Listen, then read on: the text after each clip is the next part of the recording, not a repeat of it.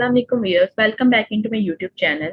आज जो हम डिस्कस करने वाले हैं वो रिस्पिरेटरी डिसऑर्डर में एक छोटी सी डिसीज है जिसे हम कफिंग कहते हैं। इसमें जो सबसे पहले डिसीज आती है वो एस्थमा है, वो हमने डिस्कस कर चुके हैं। उसका लिंक आपको डिस्क्रिप्शन बॉक्स में मिल जाएगा, आप जाके वहां से देख सकते हैं। चले हम कफिंग स्टार्ट करते हैं। कफिंग में सबसे पहले हमें इसकी डेफिनेशन देखनी है। कफिंग होती क्या है? Coughing is an important defence mechanism of the respiratory system. अब आप सब सोच रहे होंगे कि हम तो एक डिसीज पढ़ रहे हैं, डिसऑर्डर पढ़ रहे हैं, तो ये डिफेंस मैकेनिज्म कैसे हो गया? ये डिफेंस मैकेनिज्म भी मैं आपको समझाती हूँ। पहले सेकंड पॉइंट, फर्स्ट पॉइंट पढ़ लें। इन सम केसेस कफ में be an effective defence reflex against an bacterial infection. Coughing हमारे पास एक डिफेंस मैकेनिज्म है।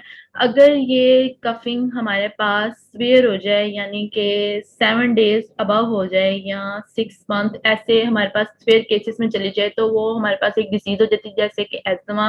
काफी सिम्टम्स में आती है कफिंग। तो कफिंग खुद एक अलग हमारे पास एक डिफेंसिव प्रोटेक्टिव मैकेनिज्म है। ये कैसे प्रोटेक्टिव है? कभी हम बाहर हों या कभी कहीं ऐसी जगह पे हो जहाँ पे काफी पोल्यूटेंट्स हों, डस्ट हो, जब हम माउथ के थ्रू ऑक्सीजन को इनहेल करते हैं तो डस्ट पार्टिकल्स भी हमारे माउथ से लंग्स में चले जाते हैं, रिस्पिरेटरी ट्रैक में चले जाते हैं, जिसकी वजह से वो जो पार्टिकल्स होते हैं वो टॉक्सिक होते हैं, और जो हमारा लंग्स है वो रिफ्लेक्स देता है, जिसे हम कफिंग रिफ्लेक्स कहते हैं।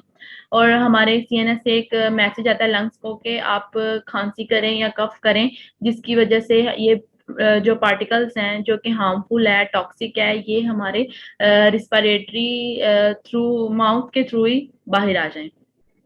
इसलिए ये हमारे पास एक प्रोटेक्टिव मैकेनिज्म है।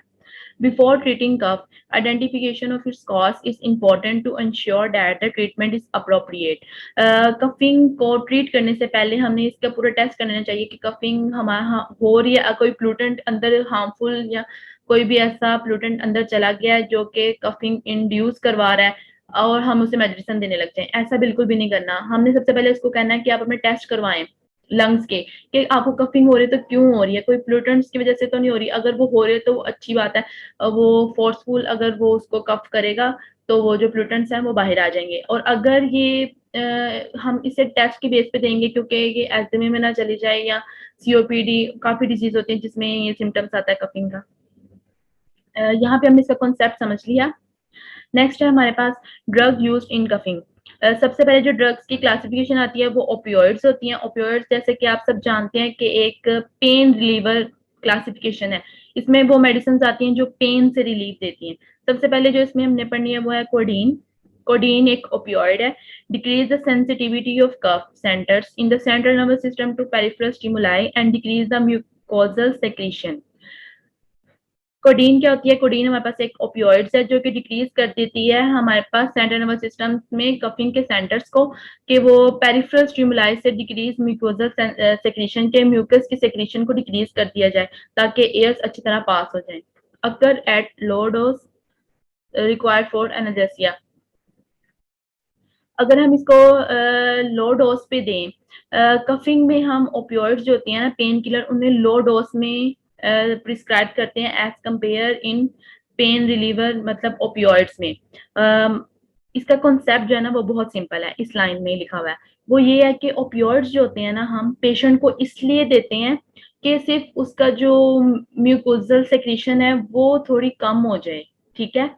तो ये हम लो डोज में प्रिस्क्राइब करेंगे ओनली इन कफिंग में, ठीक है। और पेन रिलीवर्स में इसकी अलग अमाउंट होती है। इसमें एडवर्स इफेक्ट्स क्या आती हैं? Constipation, dysphoria and fatigue. Next हमारे पास जो मेडिसिन आती है वो आती है हमारे पास dextromethorphan. Is a synthetic derivative of morphine. Morphine भी हमारे पास एक पेन रिलीवर है, ठीक है। It has better adverse effect profile than codeine. Codeine से ज्यादा इसकी अच्छी प्रोफाइल आती है एट लो डोजेस। और एट हाई डोजेस पे क्या होता है हम पढ़ते हैं। At low doses it has a low addictive profile. इसका मतलब है कि अगर हम इस पेशेंट को कफिंग में लो डोज में देंगे तो वो इसके लिए बेटर है, क्योंकि उसमें एडिक्टिव प्रोफाइल नहीं थी। क्योंकि मॉर्फिन हमारे पास ऐसी ड्रग है जो कि पेशेंट इनटेक करता रहे तो वो इसका आदी हो जाता है। अगर हम इसको लो डोज में देंगे तो फिर वो इसका आदी नहीं होगा, लो एडिक्टिव प्रोफाइल आएगी। अगर हम इसके हाई डोज में देंगे तो ये डिस्फोरिया कॉज करेगी। डिस्फोरिया हमारे पास एक डिप्रेशन में एक टाइप आती है, जो बंदा होता है वो डिप्रेस रहने लग जाता है, फिटीग, ये सब चीजें इसमें आ जाती हैं। थर्ड जो हमारे पास आती है वो आती है हमारे पास ग्वाइफिसिन। ग्वाइफिसिन जो होती है हमारे पास available as a single ingredient formulation. जो ग्वाइसिन होती है हमारे पास वो सिंगल केमिकल डोज होती है। It is commonly found in the combination of cough products with codeine और डेक्स्ट्रोमोट्रोफेन। ये हमारे पास कॉम्बिनेशन थेरेपी में भी दी जाती है, कोडीन और डेक्स्ट्रोमोट्रोफेन के साथ। सेकंड जो हमारे पास क्लास आती है वो आती है benzonatate. Unlike the opioids, benzonatate suppresses the cough reflex. जो बेंजोनेट्स हैं वो भी कफ रिफ्लेक्स को खत्म कर देती हैं, मतलब सप्रेस कर देती हैं, कफिंग को कम कर देती हैं through peripheral actions. It anaesthetize the stretch receptors located in the respiratory passage. वो हमारे पास जो रिस्पिरेटरी पैसेज में हमारे पास जो रिसेप्टर्स होते हैं उनको स्ट्रेच कर देता है, लंग्स में होते हैं, प्लूरा में होते हैं, जिसकी वजह से हमारे पास कफिंग रिफ्लेक्स जो होता है ना वो सप्रेस हो जाता है। नेक्स्ट पॉइंट है non narcotic medicine for cough. जो हमारे पास बेंजोनेट है वो हमारे पास नॉन नार्कोटिक है, और जो हमारे पास मोर्फिन्स और जो कोडीन ये नार्कोटिक्स में आती हैं, और बेंजोनेट नॉन नार्कोटिक है। ये एमसीक्यूज पॉइंट ऑफ व्यू के लिए ये पॉइंट बहुत इंपॉर्टेंट है। इसमें एडवर्स इफेक्ट्स क्या आते हैं? डिजीनेस होने लग जाती है। डिजीनेस मीन्स के चक्कर आने लग जाते हैं। खड़ा होता है एक इंसान या एक पर्सन खड़ा है तो वो उसको फील होगा कि वो भी गिर जाएगा, ठीक है। Dizziness, numbness of tongue.